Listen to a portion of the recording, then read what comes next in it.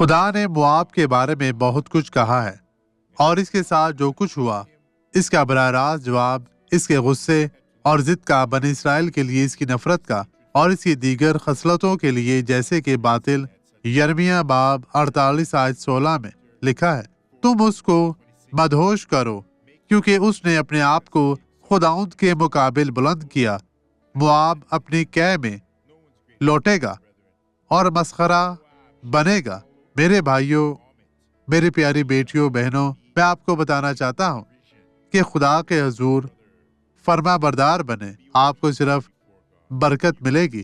آئیں اب دعا کریں۔ باپ، میں ایک شخص کو برکت دینے کے لیے تیری پاک حضوری اور تیرے پاک مسح کو محسوس کرتے ہوئے میں تیرے حضور منت کرتا ہوں، تو ان تمام لوگوں کو برکت دے، اسرائیل کے فرزندوں کو چھو پاک صاف اور مسح کر۔ یہ تیرے راست بات بیٹے بیٹیاں ہیں، میرے ناصری، تو ان کی ہر طرح کی مشکل پریشانی کو ختم کر۔ جلال کے بادشاہ رحم کر، بدی اب چلی جائے، یسوع کے نام میں، آمین۔